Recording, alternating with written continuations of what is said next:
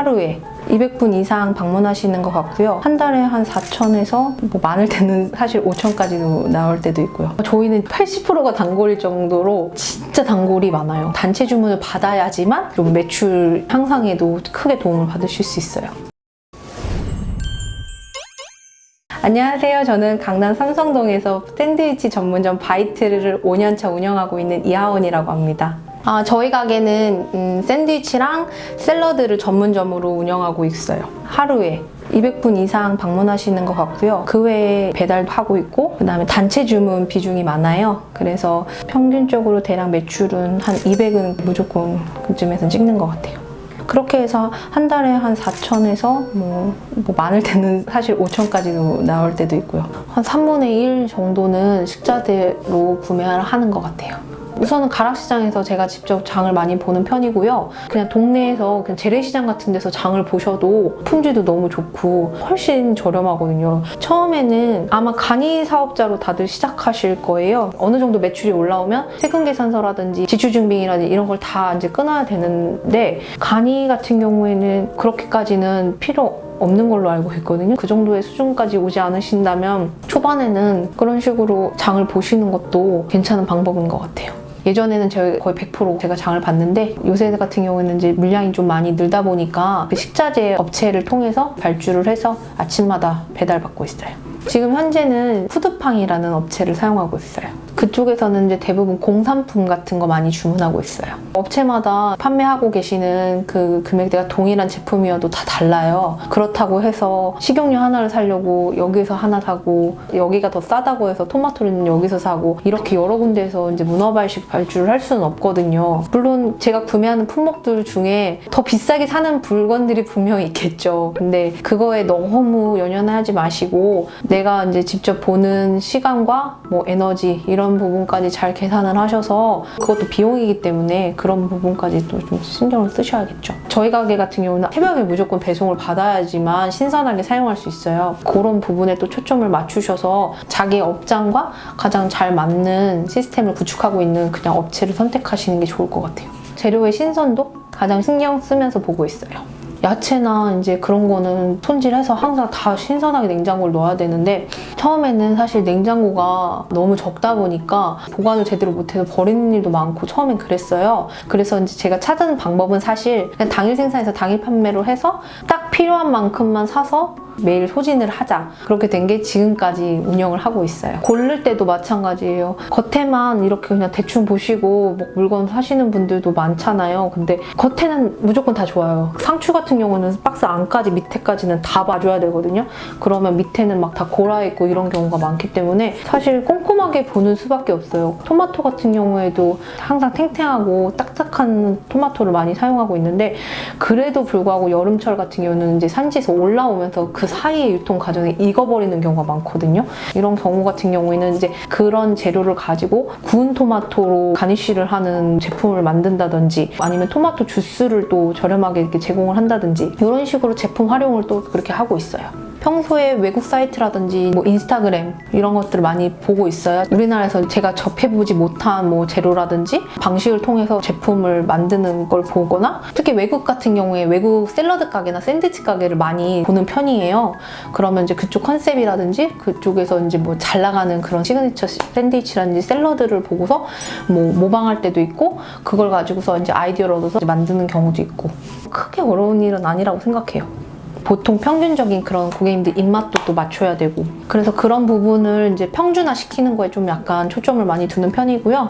뭐 예를 들면 생연어는 안 좋아하시는 분들도 분명 계시잖아요. 그냥 신선한 연어를 사서 샐러드에 올리는 것보다도 뭐 숙성을 시켜가지고서 올리면 좀 비린맛 때문에 살짝 거부감을 갖고 계셨던 분들도 먹었을 때 내가 생각했던 연어 맛이 아니네? 라고 생각했을 때 입문이 좀 쉬울 수도 있고, 그런 식으로 신경을 많이 쓰는 것 같아요. 예전에는 샌드위치가 거의 한 80%라고 하면 샐러드가 한 20%였는데요. 요새는 거의 반반인 것 같아요. 샌드위치만 하거나 뭐 샐러드만 하거나 이런 것보다도, 예를 들면 샌드위치 반쪽에 샐러드를 반을 해서 뭐 도시락을 만드시던지, 샐러드랑 과일 과일이랑 이런 식으로 도시락을 만드시던지 이런 식으로 해서 구성 패키지 도시락을 이렇게 만드시면 정말 다양한 고객층을 유치하실 수 있거든요. 그래서 샌드위치만 하시는 것보다 샐러드만 하시는 것보다는 같이 곁들여서 구성을 하시는 게 좋을 것 같아요. 한동안은 또 그런 고민을 한 적도 있어요. 왜 우리 가게는 남자분들이 안 오실까? 그래서 이제 남자분들도 좀 쉽게 접근하실 수 있도록 고기가 들어가 있는 샌드위치라든지 샐러드 같은 것도 좀 출시를 했더니 좀 든든하게 드실 수도 있고 하니까 요새 같은 경우에는 한 여자분들 6분, 7분 오시면 나머지는 남자분들이 오실 정도로 굉장히 많이 이용하고 계세요. 저희는 80%가 단골일 정도로 진짜 단골이 많아요. 아무래도 5년 동안 이 동네에서 장사를 하다 보니까 진짜 매일 오시는 분들도 많으시고 한 가지 제품을 좀 맛있게 드셨다면 그 제품을 한동안은 드시는 경향이 좀 있어요. 그런 분들 자주 드시는 제품 기억했다가 미리 포장을 하고 있다든가 내가 고객님을 케어하고 있다. 고객님이 어떤 걸 좋아하시는지 내가 알고 있다. 그런 거 인지 하나 정도만 해주셔도 저희 가게 오시는 손님분들은 되게 반갑거든요. 그런 게 좀 데이터가 많이 쌓이고 하면 단골 분들도 이제 자연스럽게 생기는 것 같아요. 저희 가게가 훈제 계란을 500원에 팔고 있거든요. 그럼 정말 마진없이 파는 건데 일단 오는 이유는 식대에서 금액이 뭐 한 500원, 1000원이 남는다. 그거를 다 쓰시려고 하고 싶은데 1000원짜리 메뉴가 없잖아요. 그럴 때 달걀 2개를 집는 경우가 많으시더라고요. 그러면 고객님도 너무 좋은 거예요. 저도 고객님들이 든든하게 드실 수 있으니까 서비스 개념으로 진열해서 판매하고 있어요. 적립금 같은 경우에는 구매를 조금 더 유도를 할 수 있어서 효과적으로 사용하고 있어요.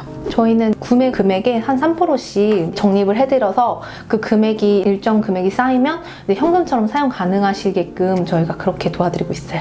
직장인분들 같은 경우는 만약에 식대가 10,000원에 이제 맞춰져 있다면 부족한 금액 같은 경우에는 그동안 모아셨던 포인트로 차감을 해서 도시락을 드시는 분들도 많으시고 그런 식으로 되게 잘 이용하고 계시더라고요.